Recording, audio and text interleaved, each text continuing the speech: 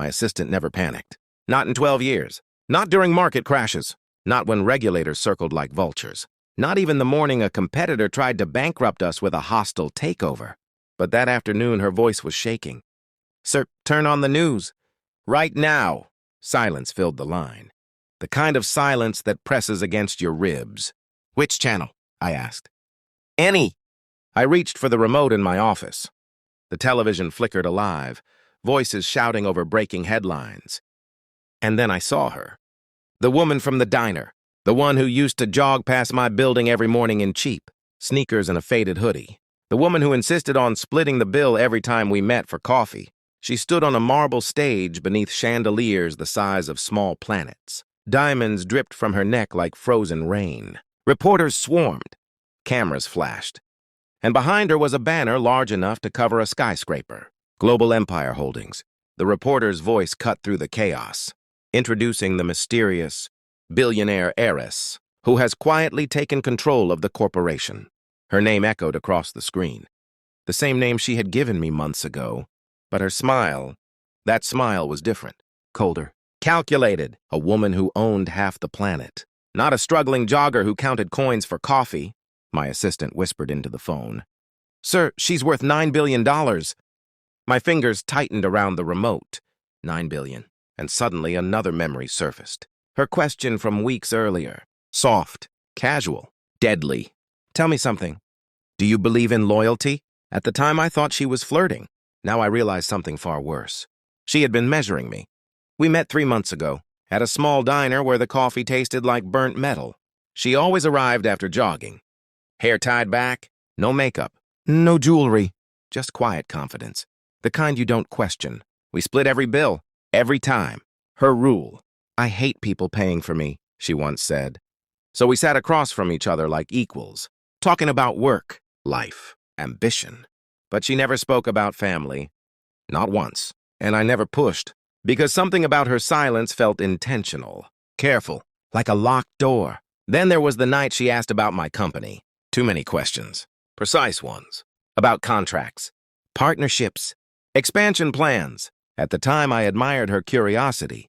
Now I recognized the pattern. She wasn't curious. She was studying me. Learning my habits. Global Empire Holdings had been buying small portions of companies connected to mine. Suppliers, investors, distribution channels, a slow chokehold. Then I found the name behind it. Her father. A man infamous for dismantling competitors piece by piece. And suddenly the jogger made sense. She hadn't stumbled into my life. She had been sent. A spy, or something worse. I requested private surveillance records. Photographs arrived first. Images of her entering penthouses, private jets, limousines. The life she never mentioned. Then came the final piece, a confidential report. Global Empire's strategic expansion plan. And there it was. My company, highlighted. Targeted! $1 billion acquisition attempt scheduled within months.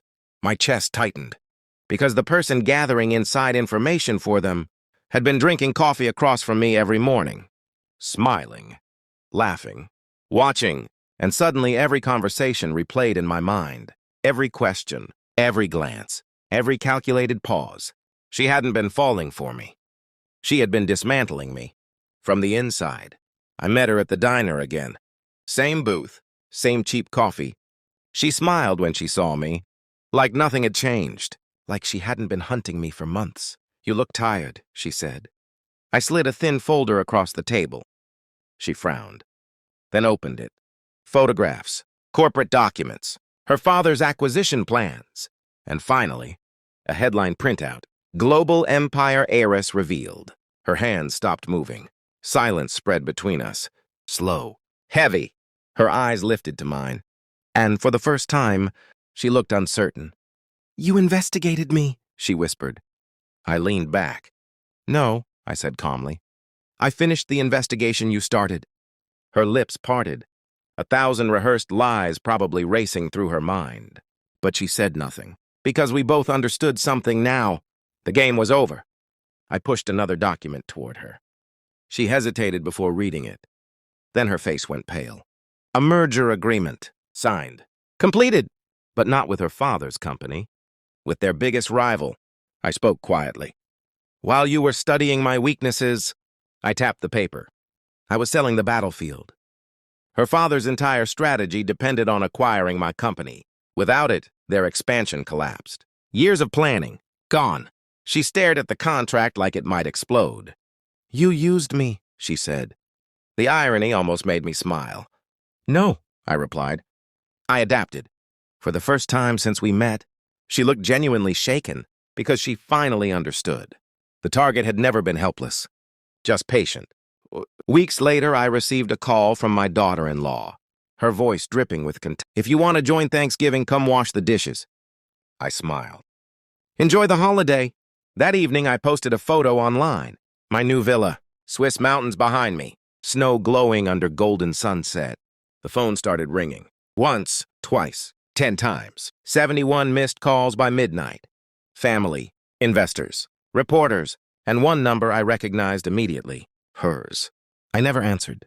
Because revenge isn't loud. It's quiet, precise, permanent. And the last thing she ever learned about me was the truth she never expected. The man she thought she was destroying had already walked away,